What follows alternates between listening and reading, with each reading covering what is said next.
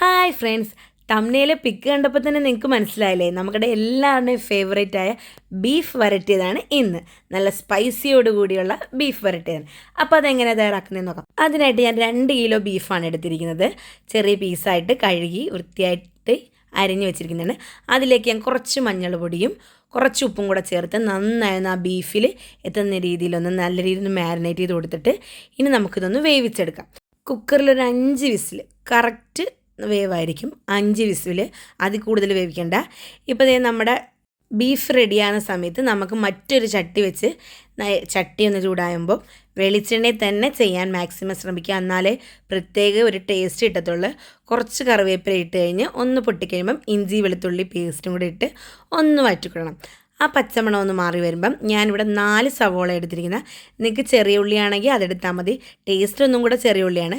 പക്ഷേ ഞാൻ സവോള എടുത്തിരിക്കുന്നത് 4 സവോള ഞാൻ സ്ലൈസ് രീതിയിൽ അരിഞ്ഞതും കൂടി ഇട്ട് കൊടുത്ത് നന്നായി ഒന്ന് ആ ഇഞ്ചി വെളുത്തുള്ളി പേസ്റ്റും കറിവേപ്പിലയും ആ വെളിച്ചെണ്ണയിലൊന്ന് നല്ല രീതിയിലൊന്ന് വഴറ്റി കൊടുക്കണം. സവോള നല്ല രീതിയിൽ വഴണ്ട് വരുന്നവരെ ഒന്ന് ഇളക്കി കൊടുക്കണം. 4 പച്ചമുളകും കൂടെ അരിഞ്ഞിട്ട് കൊടുക്കണം. ഇത് നല്ല രീതിയിൽ എല്ലാം കൂടെ ഒന്ന് വഴറ്റി വരുന്ന സമയത്ത് കുറച്ച് തേങ്ങാക്കൊത്തും കൂടി ഇട്ട് കൊടുക്കണം.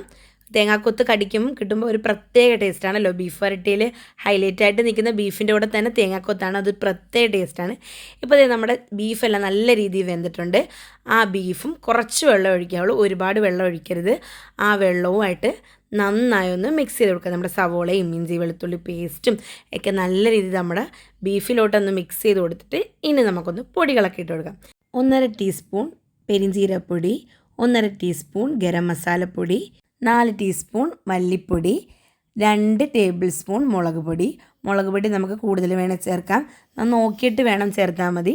പിന്നെ ഞാൻ 1 ടേബിൾ സ്പൂൺ കുരുമുളക് പൊടിയും. ഇനി ഈ പൊടികളൊക്കെ ആ ബീഫിലെത്തുന്ന രീതിയിൽ നല്ല രീതിയിലൊന്ന് മിക്സ് ചെയ്ത് കൊടുക്കണം.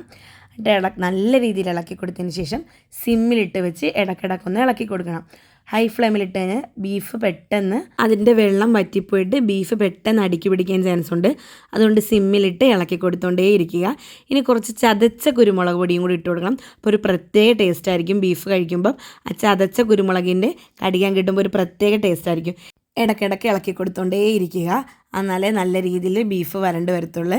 ഇപ്പോൾ ഏകദേശമൊക്കെ വരണ്ട് വരുന്നുണ്ട്. ഇപ്പോൾ വേണമെങ്കിൽ നിങ്ങൾക്ക് ഓപ്ഷനിലാണ്, ഞാൻ കുറച്ച് മല്ലിച്ചീരയും കൂടി ഇട്ട് കൊടുത്തിട്ടുണ്ട്. കുറച്ച് കറിവേപ്പിലയും കുറച്ച് വെളിച്ചെണ്ണയും കൂടെ തൂക്കി കൊടുത്തിട്ടുണ്ട്. ഒരു പ്രത്യേക ഒരു ടേസ്റ്റ് കിട്ടും. ഇതെല്ലാം കൂടെ ഒന്നും കൂടെ മിക്സ് ചെയ്ത് നല്ല രീതിയിൽ മിക്സ് ചെയ്ത് കൊടുക്കുക. നല്ല രീതിയിൽ വരണ്ട് വരുന്നവരെ മിക്സ് ചെയ്തുകൊണ്ടിരിക്കുക. ഇപ്പോൾ ഇത് ഏകദേശം നമ്മുടെ ബീഫ് വരട്ടി റെഡി ആയിട്ടുണ്ട്. ആഹാ, പൊറോട്ടയുടെ കൂടെയും അപ്പത്തിൻ്റെ കൂടെയും ചോറിൻ്റെ കൂടെ പുളിശ്ശേരിയൊക്കെ ആയിട്ട് മസ്റ്റ് ട്രൈ ഐറ്റമാണ്. എന്തായാലും എല്ലാവരും ഒന്ന് ട്രൈ ചെയ്ത് നോക്കിയിട്ട് ഫീഡ്ബാക്ക് അയക്കണം. എന്തായാലും ഇന്ന് നമുക്ക് നൗസിക്ക് തന്നെ കൊടുക്കാം.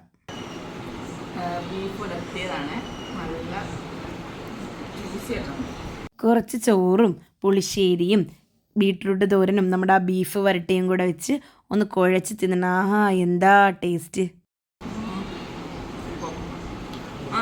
അപ്പോൾ വീഡിയോ ഇഷ്ടപ്പെട്ടെങ്കിൽ ലൈക്ക് ചെയ്യുക, കമൻറ്റ് ചെയ്യുക, സബ്സ്ക്രൈബ് ചെയ്യുക. ഇനി എൻ്റെ വീഡിയോ ഫേസ്ബുക്കിലാണ് കാണുന്നെങ്കിൽ ഫോളോ ചെയ്യാൻ മറക്കരുത്.